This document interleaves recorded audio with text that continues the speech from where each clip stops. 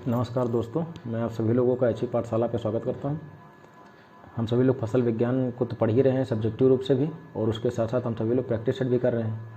तो करीब जो हमारे 50 प्रश्नों की एक श्रृंखला थी, हमने उसमें से 30 कर लिए थे प्रश्न, और हमारे आगे की अब करने थे हमें। तो हमारे जो पहले हमारे चैनल पर जो हमारे मित्रगण नए हैं, सब्सक्राइब कर लें और बेल आइकन को भी दबा दें, जिससे जो भी वीडियो अपलोड हो आप सभी लोगों को उसकी सूचना भी मिल जाए। तो अगला हमारा क्वेश्चन था, आप लोग सभी लोग उस पर बात करते हैं कि ड्यूरम गेहूं की खेती मुख्यतः की जाती है मध्य भारत में, दक्षिण भारत में। क्या प्रश्न कह रहा है? कौन सा गेहूं? ड्यूरम गेहूं। दोस्तों, जो ड्यूरम गेहूं है उसकी खेती मुख्यतः की जाती है कहाँ? मध्य भारत में, दक्षिण भारत में, मध्य व दक्षिण भारत में, उत्तर प्रदेश के पहाड़ी क्षेत्र में। तो इसका सही उत्तर क्या होगा? इसका सही उत्तर दोस्तों आपका सी जवाब है, मध्य व दक्षिण भारत में। जो ड्यूरम गेहूं है उसकी मुख्य रूप से खेती कौन सी की जाती, कहाँ की जाती है? तो जैसे अब इसको समझ लेते हैं कि कौन इलाका या कौन सा होगा। जैसे ये हमारा भारत का नक्शा है दोस्तों, ये आपका नेपाल, ये हो गया भूटान, ऐसे ऐसे करके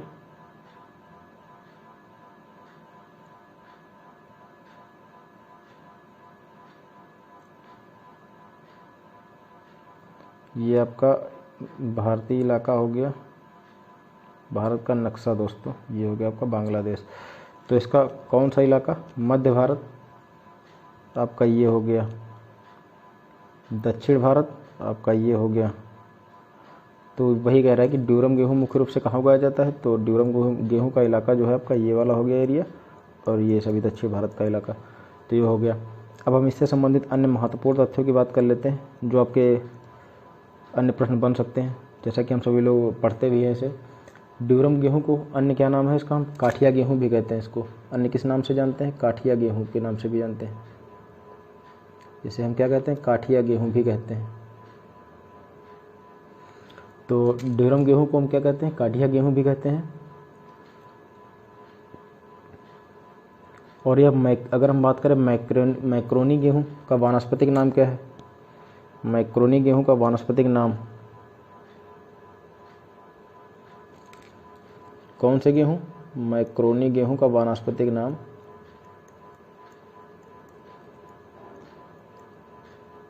अगर इसके मैक्रोनी गेहूं के वानस्पतिक नाम की हम बात करें तो ट्रिटिकम ड्यूरम क्या है? तो ट्रिटिकम ड्यूरम ये आपका मैक्रोनी गेहूं का वानस्पतिक नाम हो गया।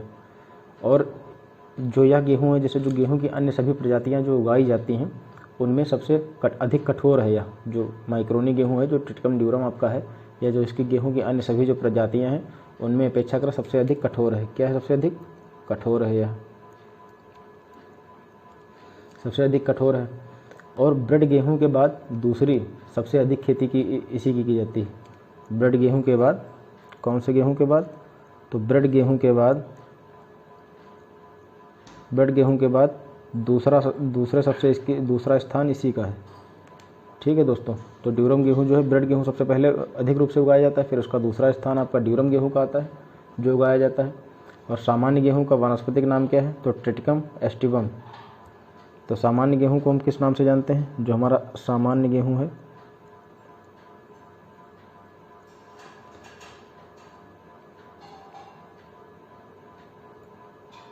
इसका वैज्ञानिक नाम क्या है? Triticum aestivum. ये हो गया आपका सामान्य गेहूं का नाम। और गेहूं जो होता है किस प्रकार का पौधा है? तो एक प्रकार का एलो हेक्साप्लॉइड पौधा है। किस प्रकार का पौधा है? तो एलो हेक्साप्लॉइड।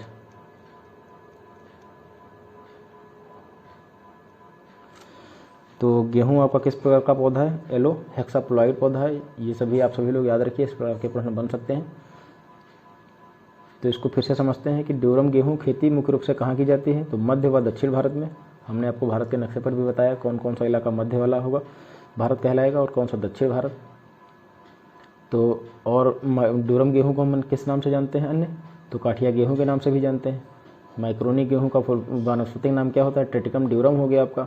जो अन्य सभी प्रजातियां हैं उनमें सबसे कठोर है। ठीक है। सामान्य गेहूं आपका क्या कहलाएगा? ट्रिटिकम एस्टिवम कहलाएगा। गेहूं का जो पौधा होता है वह किस प्रकार का होता है? तो एलो हेक्साप्लॉइड पौधा होता है। तो ये आपका प्रश्न हो गया मुख्य रूप से, और इसके अन्य संभावित प्रश्नों पर भी हम लोगों ने चर्चा कर ली। अगला हमारा प्रश्न है 32 नंबर, निम्नलिखित युग्म में से कौन सा एक युग्म सही सुमेलित नहीं है। इधर क्या दिया गया आपका, इधर फसल दी गई, इधर 1000 दानों का वजन दिया गया प्रति ग्राम। तो बाजरा, कहने का मतलब बाजरा जो है, बाजरे के जो 1000 दानों का वजन कितने ग्राम है, 5 से 7 ग्राम। गेहूं का 20 से 22 ग्राम, मूंग का 34 से 36 ग्राम, सूरजमुखी का 60 से 62 ग्राम। तो इसका सही उत्तर आपका क्या है, ये आपका सही सुमेलित नहीं है दोस्तों, इसमें सही सुमेलित नहीं पूछ रहा है। तो अन्य आपके 3 प्रश्न कौन कौन से बन सकते हैं कि जो बाजरे के 1000 दाने हैं उनका वजन कितना होता है, 5 से 7 ग्राम होता है। मूंग जो है, मूंग के 1000 दानों का, मूंग के कितने 1000 दानों के, बाजरे के 1000 दानों के, तो मूंग के 1000 दानों का वजन कितना होता है, 34 से 36 ग्राम होता है। सूरजमुखी के 1000 दानों का ग्राम जो होता है, 1000 दानों का वजन कितना होता है, तो 60 से 62 ग्राम होता है। तो आपका ये सही सुमेलित नहीं है। बाकी जो अन्य 3 हैं वो दोस्तों आपके सही सुमेलित है। अगला हम बात करते हैं अगले प्रश्न पर, सबसे ज़्यादा सांद्रता युक्त तत्व, सबसे ज़्यादा सांद्रता युक्त तत्व प्रदान करने वाला उर्वरक कौन सा है। तो इसका urea, DAP, anhydrous ammonia, single super phosphate. तो इसका सही उत्तर है आपका एनहाइड्रस अमोनिया, ये सही उत्तर है आपका। एनहाइड्रस अमोनिया आपका जो है सबसे ज़्यादा सांद्रता युक्त प्रदान करने वाला उर्वरक है। इसमें अगर हम नाइट्रोजन की बात करें, किसकी दोस्तों,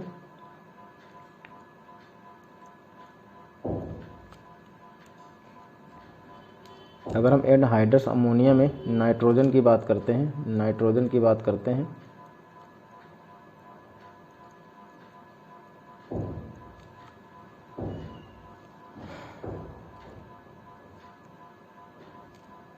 तो वह कितने प्रतिशत पाई जाती है करीब, तो नाइट्रोजन इसमें 82% पाई जाती है। तो सबसे ज़्यादा सांद्रता युक्त तो आपका कौन सा उर्वरक हो गया, एनहाइड्रस अमोनिया हो गया। इसमें अगर हम नाइट्रोजन की बात करें तो करीब 82% नाइट्रोजन इसमें पाई जाती है। अब हम बात करते हैं सर्वश्रेष्ठ उत्पादन हेतु मक्का के पौधे की प्रति हेक्टेयर संतुलित संख्या क्या होगी। क्या कह रहा है कि सर्वश्रेष्ठ उत्पादन हेतु मक्के के पौधे की प्रति हेक्टेयर संतुलित संख्या होती है, कितनी होती है, 50,000, 66,000, 80,000, 90,000। तो इसका सही उत्तर आपका क्या होगा, 66,000। सही उत्तर हो गया आपका 66,000। अच्छा, जो रबी मक्का है, अगर हम बात करें किसकी, रबी मक्के की, जो रबी का मक्का है उसकी अगर हम बात करें तो 90,000 से लेकर के 1 लाख तक होता है। कितना, 90,000 से लेकर के 1 लाख तक। तो सर्वश्रेष्ठ उत्पादन है तो मक्का के पौधे की प्रति हेक्टेयर संतुलित संख्या, जो नॉर्मल आपका हो गया 66,000 हो गया। अगर हम रबी मक्के की बात करें, जो आपका रबी मक्का होगा उसकी वो होगी 90,000 से लेकर के 1 लाख तक का होगा। अगला हमारा प्रश्न है, निम्न में से कौन सा शाकनाशी अचयनित नॉन सेलेक्टिव वर्ग का है, एलाक्लोर, बूटाक्लोर, पैराक्वाट, एट्राजिन। तो इसका सही उत्तर क्या है, पैराक्वाट। इसका सही उत्तर आपका है पैराक्वाट।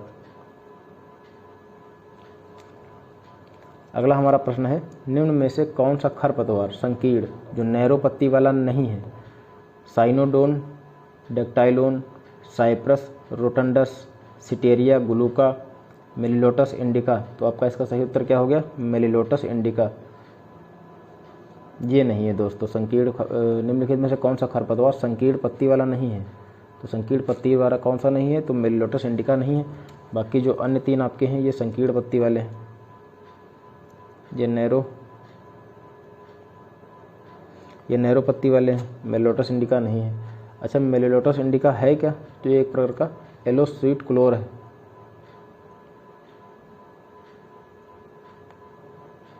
ये येलो स्वीट क्लोर है। और साइनोडोन, डेक्टाइलोन, साइप्रस रोडेंटस, सिटेरिया ग्लूका, ये सभी जो है आपका ये साइनोडोन, डेक्टाइलोन क्या है, एक प्रकार की दूब घास है। तो साइनोडोन, डेक्टाइलोन आपकी दूब घास हो गई, मेलिलोटस इंडिका आपका स्वीट क्लोर है, और ये ऊपर के 3 आपके संकीर्ण पत्ती वाले हो गए, नीचे का जो आपका है में लोटस इंडिका या संकीर्ण पत्ती वाला नहीं है। अगला हमारा प्रश्न है, निम्न में से कौन सा खरपतवार खरीफ ऋतु का नहीं है? Chenopodium album, Amaranthus viridis, Echinochloa colonum, Commelina benghalensis. तो इसका सही उत्तर क्या होगा? आपका सही उत्तर होगा चिनोपोडियम एल्बम। यह है का क्या, यह कौन सी चीज़ है? तो यह बथुआ आप लोगों ने सुना होगा। चिनोपोडियम एल्बम, बथुआ का साइंटिफिक नेम क्या है? तो चिनोपोडियम एल्बम। इसका सही उत्तर यही होगा, खरीफ ऋतु का नहीं है। यह जो खरपतवार है यह खरीफ ऋतु में नहीं पाया जाता है।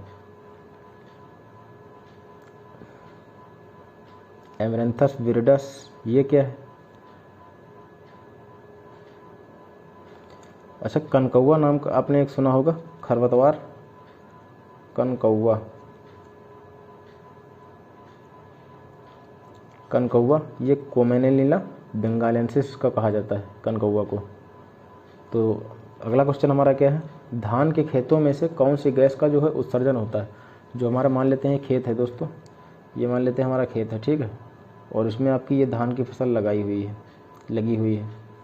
अब ये कह रहा है इसमें से कौन सी ऐसी गैस है जिसका उत्सर्जन होता है? जो ये गैस है इसके खेतों, धान के खेतों से कौन सी गैस का उत्सर्जन होता है? तो मीथेन गैस का उत्सर्जन होता है। जो धान के खेत होते हैं उसमें से मीथेन गैस का स्राव होता रहता है, हल्का हल्का मतलब उत्सर्जन होता रहता है। अगला हमारा प्रश्न है, मृदा वायु में, किसमें? मृदा वायु में कार्बन डाइऑक्साइड का प्रतिशत कितना होता है?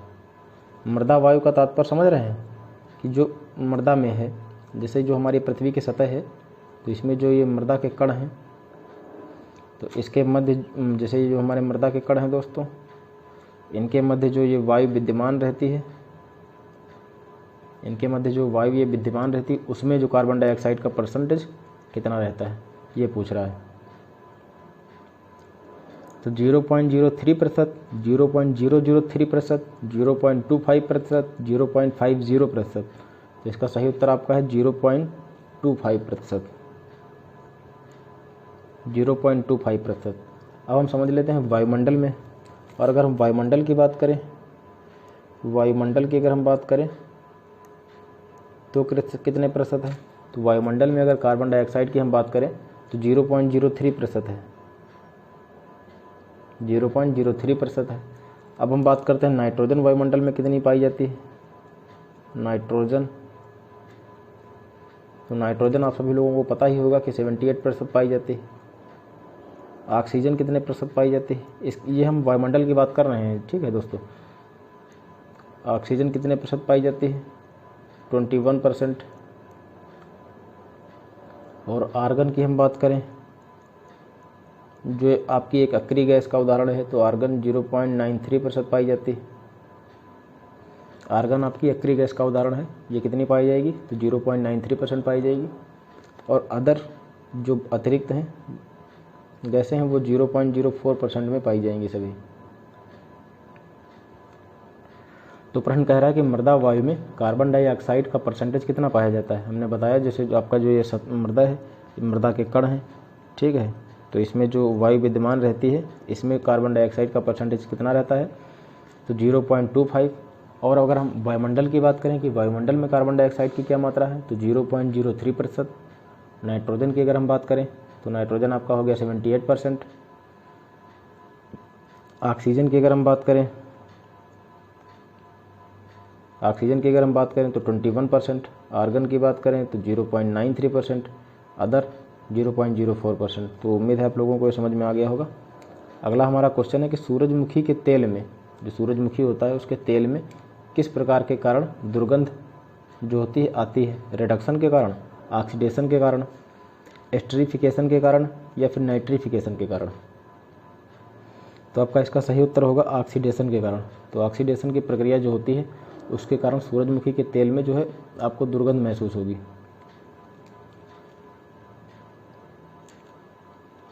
सामान्य मक्का की तुलना में ओपेक 2 मक्का, जो सामान्य मक्का है उसकी तुलना में ओपेक 2 मक्का में अधिक मात्रा में पाई जाती है। क्या पाई जाता है? ट्रिप्टोफेन, या लाइसिन की मात्रा अधिक पाई जाती है, या ट्रिप्टोफैन व लाइसिन की मात्रा अधिक पाई जाती है, या प्रोटीन की मात्रा अधिक पाई जाती है। कह रहा है कि जो आपका सामान्य मक्का है उसकी तुलना में ओपेक 2 मक्का जो है उसमें किस चीज़ की मात्रा अधिक पाई जाती है, ट्रिप्टोफैन की या लाइसिन की, या फिर ट्रिप्टोफैन व लाइसिन की, या प्रोटीन की। तो आपका सही उत्तर क्या है, ट्रिप्टोफैन व लाइसिन की। आपका ये सही उत्तर हो गया दोस्तों, ट्रिप्टोफैन व लाइसिन की। अब हम बात कर लेते हैं मक्के से संबंधित अन्य महत्वपूर्ण तथ्यों के बारे में। तो जो मक्का है उससे संबंधित अन्य महत्वपूर्ण तथ्यों के बारे में बात कर लेते हैं। क्या है, देखते हैं कि जैसे मक्का का जो दाना है आपका, मक्का का जो दाना है इसमें स्टार्च की मात्रा प्रमुख रूप से पाई जाती है। मक्के के दाने में स्टार्च आपका प्रमुख रूप से पाया जाएगा। और अगर हम बात करें दाने का वजन, तो अभी हम लोगों ने ऊपर बात ही कर ली है। तो दाने में प्रमुख रूप से स्टार्च पाया जाएगा, ठीक है दोस्तों, जो कि दाने के वजन का, जो स्टार्च या दाने के कुल वजन का कितना होगा, 72 से करीब 73% तक का होता है। 72 से करीब 73% तक का स्टार्च होगा। दाने का जितना वजन होगा उसका करीब 72 से 73% तक का स्टार्च पाया जाएगा। और हम बात करते हैं मक्का का सर्वाधिक उत्पादन कहाँ होता है।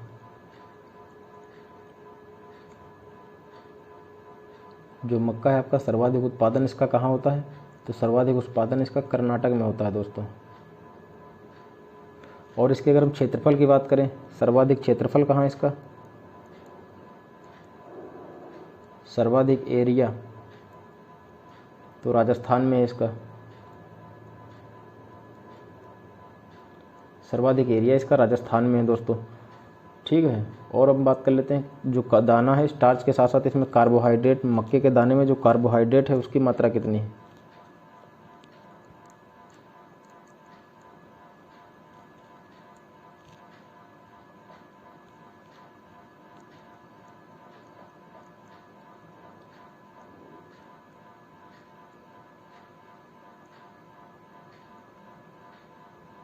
जो कार्बोहाइड्रेट है इसकी मात्रा कितनी पाई जाती है, जो मक्के का दाना है, 65 से करीब 75% तक, 65 से 75% तक पाई जाती है। और हम बात करें प्रोटीन की, जो मक्के का दाना है उसमें प्रोटीन कितनी पाई जाती है, तो प्रोटीन आपकी 7 से 12% हो गई। तो एक बार फिर से हम सभी लोग इस पर नज़र डालते हैं ताकि अच्छे से आप लोगों को याद भी हो जाए, क्योंकि इस प्रकार के प्रश्न बन सकते हैं आपके एग्जाम में, बन सकते क्या, बने ही हैं, आए भी हैं, कई बार पूछे भी गए हैं। तो सामान्य मक्का की तुलना में ओपेक 2 मक्का में किसकी मात्रा सर्वाधिक पाई जाती है, तो इसका सही जवाब आपका हो गया ट्रिप्टोफैन व लाइसिन की पाई जाती है। जो दाना होता है उसमें प्रमुख रूप से स्टार्च पाया जाता है, और स्टार्च जो होता है वह दाने के वजन का कुल करीब 72 से 73% तक का होता है। अब हम बात करें इसका सर्वाधिक उत्पादन कहाँ होता है, तो कर्नाटक राज्य में होता है। अगर इसका क्षेत्रफल बात करें कि सर्वाधिक क्षेत्रफल कहाँ है, तो राजस्थान में है, ठीक है। क्षेत्रफल का तात्पर्य कितनी जगह में बोया जाता है। और कार्बोहाइड्रेट जो मक्का का जो दाना है उसमें कार्बोहाइड्रेट 65 से 75% पाया जाता है, जबकि प्रोटीन 7 से 12% तक पाई जाती है। सामान्यतः भारत में फ्लिंट कॉर्न उगाई जाती है, इसका वैज्ञानिक नाम क्या है, तो सामान्यतः जो भारत में फ्लिंट कॉर्न उगाई जाती है इसका साइंटिफिक नेम क्या है, जिया मेज इंडेंटेटा, या जिया मेज इंडोराटा, या जिया मेज एवर्टा, या फिर जिया मेज सेकेराटा। तो इसका सही जवाब क्या होगा, इंडोराटा, जिया मेज इंडोराटा, यह आपका सही जवाब होगा दोस्तों।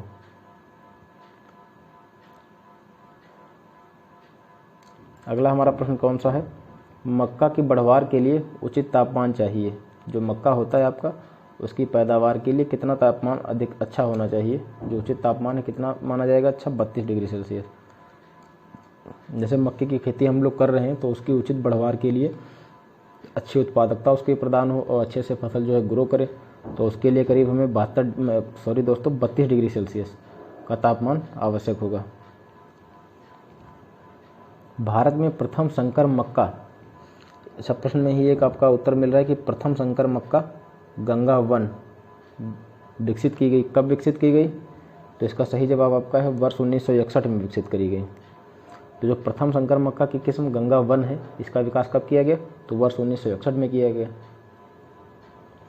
अच्छा, अब हम इसकी अन्य कुछ संकर किस्मों पर नज़र डाल लेते हैं, क्योंकि ज़रूरी थोड़ी ना है कि आपका यही पूछ लिया जाए।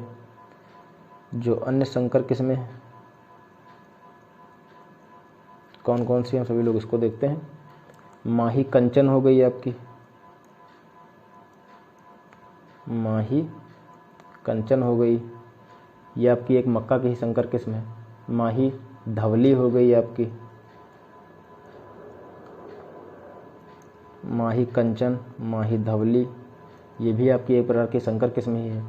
बायो 9637 हो गई आपकी, बायो 9637, ये आपकी संकर किस्म है। PEHM2, PEHM2, ये भी आपकी एक संकर किस्म है। प्रताप मक्का, बहुत ही प्रचलित, प्रताप मक्का 135 का तात्पर्य क्या है कि प्रताप मक्का 1, प्रताप मक्का 3, प्रताप मक्का 5, ये सभी किसकी किस्में हैं? तो संकर मक्के की ही संकर किस्में हैं। तो जो अन्य संकर किस्में हैं कौन कौन सी हैं? माही कंचन हो गई, माही धवली, बायो 9637 हो गया आपका, PEHM2 हो गया, प्रताप मक्का 135, ये सभी आपकी कौन सी हैं? तो संकर किस्में हैं मक्का की। ठीक है दोस्तों। अच्छा, मक्के की सीड रेट की अगर हम बात कर लेते कितनी है?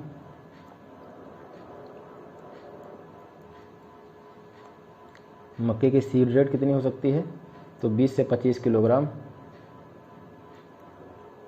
प्रति हेक्टेयर। सीड रेट दोस्तों, सीड रेट का जो है एग्जैक्ट आंकड़ा मिलना बहुत ही मुश्किल है।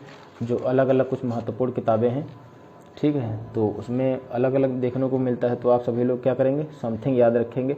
जैसे मैंने मक्के की इसमें 20 से 25 किलोग्राम लिखा, तो आप लोग इसको याद कर लीजिए। और जो आपके अन्य 4 विकल्प होंगे वो उससे जो मिलते जुलते उसके नज़दीकी जो आंकड़ा होगा, आप सभी लोग उसमें ही टिक लगा देंगे उसका। मुख्यतः मक्का में किस खरपतवार नाशी का प्रयोग किया जाता है? जो मक्का है आपका, प्रश्न कह रहा है कि मक्के में किस खरपतवार नाशी का प्रयोग किया जाता है? एट्राजीन का किया जाता है, या एलाक्रोर का किया जाता है, या सीमाजीन का किया जाता है, या मेट्राइबुजीन का किया जाता है? तो सीमाजीन जो है, क्या सीमाजीन,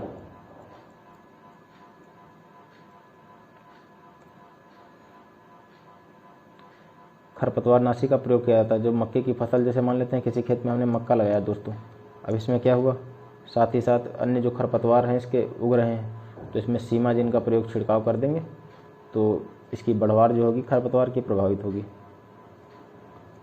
कौन सी प्रमुख खाद्यान्न फसल में कल्ले नहीं निकलते हैं? कौन सी एक ऐसी फसल है, कहने का मतलब है कौन सी एक ऐसी फसल है जिसमें कल्ले जो हैं नहीं निकलते हैं?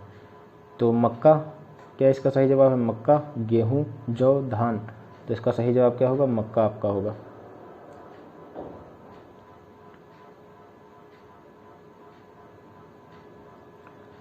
निम्नलिखित किस्मों में मक्का की कौन सी संकर किस्म है? विक्रम, अंबर, किसान, संगम।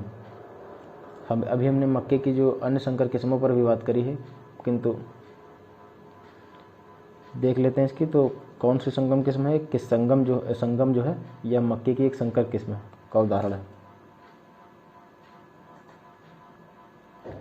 मक्का में डबल क्रॉस हाइब्रिड तकनीक, जो मक्का का पौधा है उसमें डबल क्रॉस, कौन सी डबल क्रॉस हाइब्रिड तकनीक किसके द्वारा विकसित की गई? EM ईस्ट के द्वारा, DF जोन के द्वारा, GH सल के द्वारा, या मेंडल के द्वारा? तो आपका सही उत्तर होगा DF जोन के द्वारा, जो डबल क्रॉस हाइब्रिड तकनीक है। अच्छा, इस प्रकार का भी प्रश्न बन सकता है कि डबल क्रॉस हाइब्रिड तकनीक किससे संबंधित है? क्या प्रश्न बन सकता है आपका? मान लेते हैं दोस्तों प्रश्न आ गया आपका, इस प्रकार का प्रश्न आ गया कि डबल क्रॉस हाइब्रिड तकनीक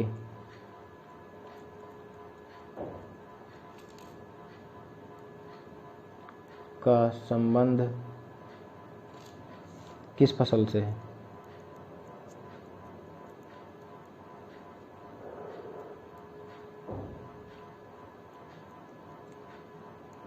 ऑप्शन आपका ए दे दिया गया धान, बी दे दिया गया मक्का,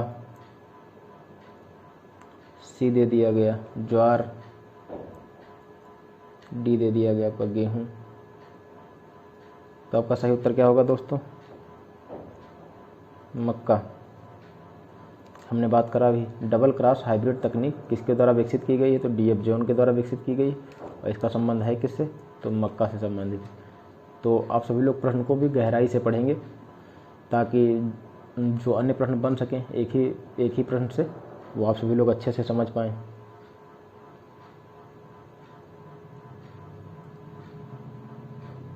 अगला हमारा प्रश्न है, ज्वार का प्राथमिक उद्गम स्थल कौन सा है, भारत है, अफ्रीका है, यूरोप है या मध्य एशिया है। तो कौन सा है ज्वार का जो प्राथमिक दृष्टि से ज्वार का उद्गम स्थल है कौन सा है, तो अफ्रीका है आपका दोस्तों। इसका सही जवाब क्या होगा, अफ्रीका। ज्वार के 1000 दानों का वजन कितने, जो ज्वार के 1000 दाने हैं उनका वजन कितने ग्राम होता है। इस प्रकार के आप सभी लोगों ने देखा होगा कई प्रश्न बनते हैं, तो आप लोग याद जरूर रखिए। जो महत्वपूर्ण फसलें हैं उनको याद जरूर रखिए। 20 से 25 ग्राम, 25 से 30 ग्राम, 30 से 35 ग्राम या 70 से 72 ग्राम। तो इसका सही जवाब है 25 से 30 ग्राम। अब हम लोग ज्वार की कुछ संकर किस्में देख लेते हैं, जो किसकी संकर किस्में क्योंकि पूछी गई हैं। संकर किस्में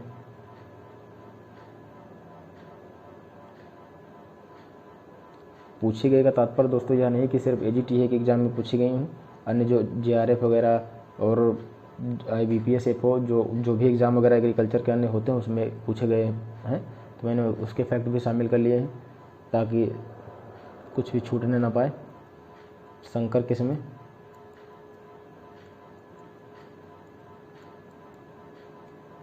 कौन कौन सी, राजस्थान चारी,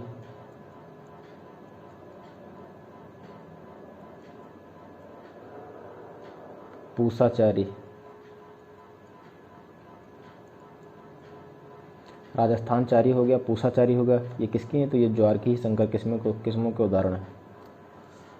तो आज के लिए हमारा जो क्वेश्चन थे यहीं तक थे दोस्तों। उम्मीद है आप सभी लोगों को हमारा वीडियो पसंद भी आया होगा और आप लोगों की समझ में भी आ रहा होगा। हम सभी लोग अन्य क्लासेस भी कर रहे हैं। अब हमारी कुछ दिन में पशुपालन एवं दुग्ध विज्ञान से संबंधित क्लासेस आरंभ होंगी दोस्तों। तो पहले अब हम क्या करेंगे, पहले एक टॉपिक को समाप्त करेंगे। जैसे जो हम लोग पढ़ाई कर रहे हैं तो उसमें थोड़ा असुविधा हो रही क्योंकि एक दिन किसी और सब्जेक्ट की क्लास आती है, अगले दिन किसी और की देनी पड़ती है। पहले क्या करेंगे, सभी लोग एक एक करके मैक्सिमम 2 सब्जेक्ट कवर लेकर के चलेंगे। तो पशुपालन में दुग्ध विज्ञान की लेकर के कुछ दिन में क्लासेस आप लोगों को मिलने लगेंगी, वो रेगुलर मिलेंगी आप सभी लोगों को। जब आपका पशुपालन समाप्त हो जाएगा तो हम सभी लोग अगले टॉपिक की ओर बढ़ेंगे और इस प्रैक्टिस सेट आपको मिलते रहेंगे बीच बीच में, ताकि पढ़ते भी रहिए, आपको यह आंकड़ा भी हो कि आपकी तैयारी कैसी चल रही है। तो धन्यवाद दोस्तों, मिलते हैं अगले दिन। नमस्कार।